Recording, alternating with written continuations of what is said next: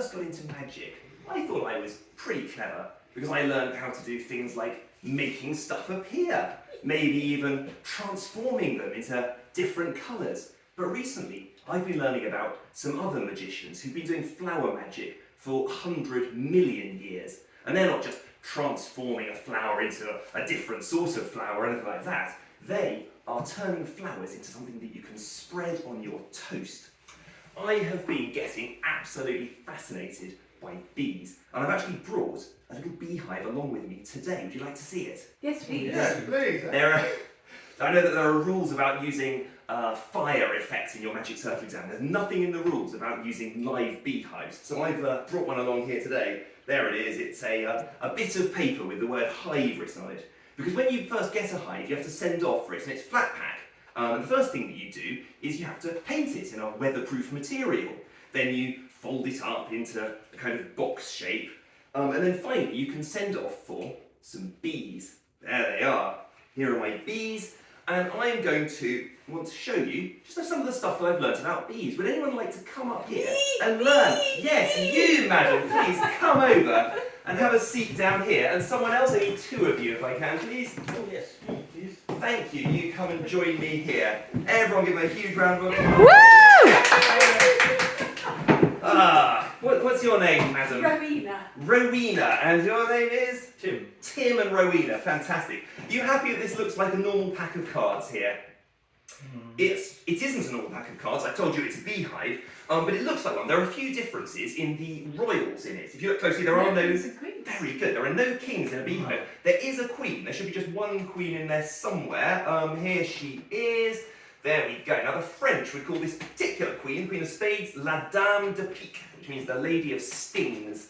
And she is the most important bee in the entire hive. So, Tim, I'm going to give you the very important job of looking after her. If I put her down there, don't let me touch her, don't touch her yourself. We're going to leave her right there. Rowena, what I'd like you to do, please, is just to lift off some of these cards, big pile, small pile, whatever you want, onto my hands.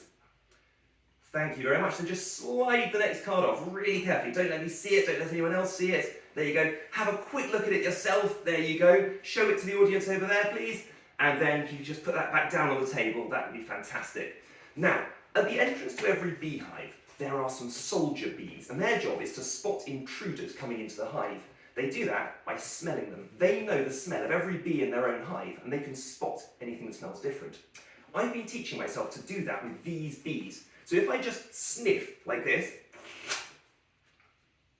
okay, I have just memorised the exact composition of all of the bees in here. So, Rowena, if you could slide your bee back in there, anywhere you like. Thank you very much. And then, Tim, if you could please shuffle them. I can't do any sleight of hand here. I can't read your minds. I can't read Rowena's mind because mind reading doesn't happen. The only thing I can use is sleight of nose. Okay, thank you very much. I'm going to riffle through these again and see if I can tell the difference. Yeah, totally different smell. Yeah, there's a whole load more. Now, bees, interestingly, can't see the difference between red and black, but you can smell the difference between the red and black ink. I'm getting a whole load of black ink. Was there black on your card? Yes. There was. It's kind of middling amount. It's not a huge amount. It's kind of somewhere around sort of 4, 5, 6, that sort of thing. I think it was a 5. Is that right? A black 5. I think... It's hard to tell if it was a spade or a club because they're very, very similar in the amount of ink they use. But what I'm going to do is see if I can sniff really closely and find your actual bee in here. Let's have a quick look at it. I think your one is there. Is that the 5 you had? There we go. There are some 90% of the bees in a hive, 90% of the bees in a hive are female and they do all the work. But there are some males called drones. Here's one of them. Here's a male card with a J for drone, I suppose. And I'm going to give Tim, I'm going to give you a drone as well. There we go. So one for each of you. They are useless. The men in the hive do absolutely nothing of any value. They wander around eating honey for their entire lives. They don't help making the honey. They don't collect nectar. They don't even clean up the hive. All they do is they wander around eating honey and hoping that one day they can fly out into the great blue sky in search of a queen from a different hive who they can mate with and then immediately drop down dead. That is their only purpose in life. I'd like you to give me a hand with this. I am going to deal out some of this blue sky. At any point, either of you can just throw in your drone face up in there whenever you fancy, whenever it takes the moment. Yep, there you go. You happy there? Go slightly before, slightly after. Okay, well done, Rowena. Tim, we're going to do the same with you as well. So again, just any time that takes your fancy, chuck your drone in, face up, in there. Perfect. So you're both happy. You had a free choice where your drones went. Yeah. Shall we see if they managed to find any queens to mate with? Where are they? There we go. There's one of them. Who was the Jack of Diamonds? Can you remember? That was you. Let's have a look at what you have found. You have got a queen. You have successfully mated with a queen. And meanwhile, should be another one. There we go. There's another one. Jack of Hearts has mated with a queen as well. Wow.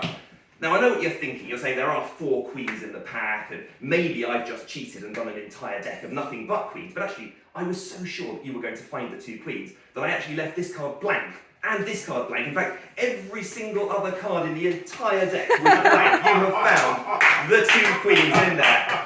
Congratulations. Please go back to your seats. Everyone give Tim and Rowena a big round of applause. Woo! But just a minute. Can you smell anything of it? Sorry, you sit down. I can carry on. There is more.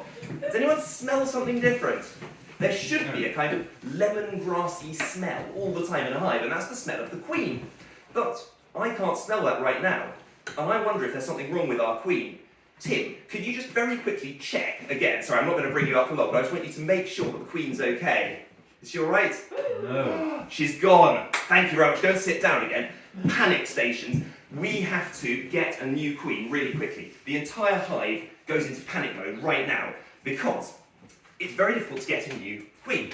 We recently discovered what happens when a queen dies. Of course, we became experts last year. She's immediately replaced by a high-profile member of the Magic Circle. The king actually is a member. But that doesn't happen for beehives. They have no princes and princesses waiting. What they've got is lots and lots of little wriggling female larvae, and any one of them could become the next queen if we do 2 things. First of all, we don't put her into a little horizontal hexagon cell like all the other larvae. We put her into a big round cell like this, called a cup. The second thing is that instead of giving her honey, we feed her nothing but royal jelly. Let's use this silk here as our royal jelly. I'm just going to stuff it in. So we stuff loads and loads and loads of royal jelly in for 8 whole days. And at the end of that time, when we lift it up, we find that a new queen has appeared in there. There is our brand new queen. There's just one problem with this, which is that not every bee actually lives, it never survives from being a larva. So the one thing they have to do is to produce several queens at the same time. You actually get a whole load of different queens. I've got only 1, 2, 3, 4 different queens here. And that means that the first thing that every queen bee does in her little life is to turn on the other bees and fight them to the death. There we go. One of these has already died. We've got 3 queens left now, but there can only be one, so they keep on fighting. Some people wonder, do queen bees have stings? The answer is yes, they do, and this is the only time they use them. We knew that this queen was dead, but let's keep on looking through, and now we find that the bottom queen has gone as well. We're down to a head-to-head fight between 2 different queens. And if this one wants to win, she is going to have to do some pretty sneaky stuff. She's got to climb all the way down and back up again and try to sting the other queen in there. Let's see if she can do it. There we go. Yes, all the other 3 queens have gone. We are down to our winning queen. So she can now fly into her original, the hive that we got right at the beginning, the flat pack one. She will then spend the rest of her life inside there, and she will start laying eggs. And then, before too long, we will start to find some little bees appearing out of there. Thank you very much.